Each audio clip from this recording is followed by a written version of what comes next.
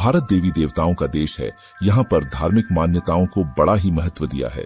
माता वैष्णो के धाम को बहुत ही पवित्र यात्रा धाम माना जाता है। कहते हैं पहाड़ों वाली माता वैष्णो देवी सबकी मुरादें पूरी करती हैं। इनके दरबार में जो कोई भी सच्चे दिल से जाता है उसकी हर मुराद पूरी होती है। माता वैष्णो के दर्शन के लिए काफी लंबी चढ़ाई करनी होती है। कहा जाता है कि माता का बुलावा आने पर भक्त किसी न किसी बहाने से उनके दरबार में पहुंच जाता है। हसीन वादियों में त्रिकूट पर्वत पर गुफा में विराजित माता वैष्णो देवी का स्थान हिंदुओं का एक प्रमुख तीर्थ स्थल है, जहां दूर दूर से लाखों श्रद्धालु मां के दर्शन के लिए आते हैं। ऐसा बताया जाता है कि इस मंदिर की सुरक्षा भगवान शिव के अवतार श्री हनुमान जी के द्वारा की जाती है और हनुमान जी के साथ साथ भगवान भैरव नाथ भी इस मंदिर की सुरक्षा हेतु विराजमान है। ऐसी मान्यता है कि जब भी कोई तीर्थ यात्री माता वैष्णो देवी मंदिर जाता है तो मां के दर्शन से पहले भैरव नाथ के दर्शन करने होते हैं, फिर वो आगे की यात्रा शुरू करते हैं। यह एक ऐसा मंदिर है जहां पर मौजूद गुफाएं 10 लाख साल पुरानी है। आज की इस वीडियो में हम आपको माता वैष्णो देवी मंदिर से जुड़ी हर एक बात और हर एक रहस्य के बारे में बताने जा रहे हैं। अगर आप माता वैष्णो देवी के दर्शन के लिए जाने पर विचार कर रहे हैं और माता के सच्चे भक्त हैं, तो इस वीडियो को शुरू से लेकर अंत तक पूरा जरूर देखना। आज की इस वीडियो में हम आपको माता वैष्णो देवी मंदिर से जुड़े हर एक रहस्य के बारे में आपको बताने जा रहे हैं। तो दोस्तों, वीडियो बहुत ही मजेदार होने वाला है। आप वीडियो को शुरू से लेकर अंत तक पूरा जरूर देखें। तो चलिए करते हैं वीडियो की शुरुआत। नंबर 1, आखिर वैष्णो देवी कौन है और 3 पिंडियों का क्या रहस्य है। एक समय की बात है कि महाबली असुर रंभ का पुत्र महिषासुर ने सृष्टि में अत्याचार मचाया हुआ था। देवता भी उसके बल के सामने हीन हो गए थे, क्योंकि उसे वरदान था कि उसे सिर्फ बिन ब्याही कन्या ही मार सकती है। इंद्र व अन्य देवता भी महिषासुर के सम्मुख टिक नहीं पा रहे थे। महिषासुर के सताए हुए देवता जब भगवान विष्णु की शरण में गए तो भगवान विष्णु ने उन्हें बताया कि महिषासुर का वध सिर्फ कोई नारी ही कर सकती है। फिर सभी देवता भगवान विष्णु के साथ भोले शंकर के पास गए और तब देवताओं की स्तुति करने पर उनके तेज से एक नारी की उत्पत्ति हुई, जो वैष्णवी कहलाई। माता वैष्णो को ही दुर्गा, शेरों वाली माता, माता रानी अनेक नामों से जाना जाता है। माता वैष्णवी ने महिषासुर का वध करने के बाद श्री हरि की आज्ञानुसार रत्नाकर नामक एक राजा के यहां पर जन्म लिया, जिसके कोई संतान नहीं थी और वह भगवान विष्णु का काफी बड़ा भक्त था। माता वैष्णो बचपन से ही सब प्रकार की विद्या, अस्त्र शस्त्र ज्ञान और समस्त सिद्धियों में पारंगत हो गई थीं। उनके गुरुओं को भी उनके ज्ञान के आगे झुकना पड़ता था।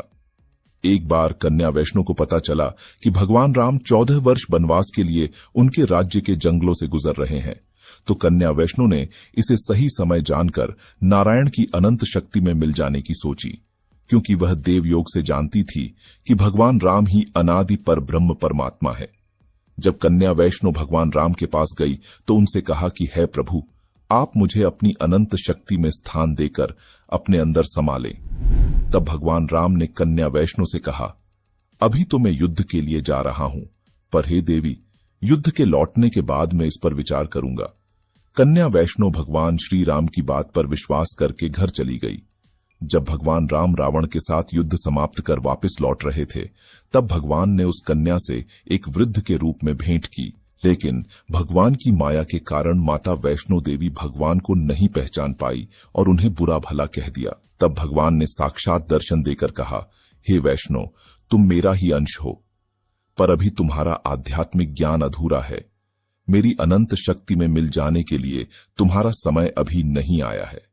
तब तक तुम त्रिकुट पर्वत पर जाकर तपस्या करो और मेरे अनादि रूप का चिंतन करो, जिससे तुम्हारे आध्यात्मिक ज्ञान में वृद्धि होगी, जिससे तुम मुझे जान जाओगी। तब तक तुम वहीं निवास करो और जो भी दिन दुखी तुम्हारे दरबार आए उसका कल्याण करो। जब मैं कलयुग के अंत में पाप का नाश करने के लिए अवतरित होऊंगा तो उस समय दुनिया मुझे कल की रूप में जानेगी। उसी समय मैं तुम्हें अपनी अनंत शक्तियों में स्थान देकर अपने में संभालूंगा। तब तक तुम धरती वासियों का त्रिकुट पर्वत पर रहकर कल्याण करती रहो। इतना कहने के बाद भगवान श्री राम वहां से अंतर्ध्यान हो गए और माता वैष्णो गुफा के अंदर ही 3 पिंडियों के रूप में विराजमान हो गई। तीनों प्रधान पिंडियों के पीछे माता की पिंडी भी है, जिसे हमेशा गोपनीय रखा जाता है, यानी कि इसे हमेशा कपड़े से ढककर रखा जाता है, क्योंकि माता की यही पिंडी साधना में लीन है, जिसकी साधना कलयुग के अंत में भगवान कल्कि के आगमन पर पूरी होंगी। भगवान कल्कि के जन्म होने पर इसी पिंडी से माता अपनी समस्त कलाओं से पुनः प्रकट होंगी और भगवान कल्कि द्वारा पापियों के नाश करने में सहायता करेंगी।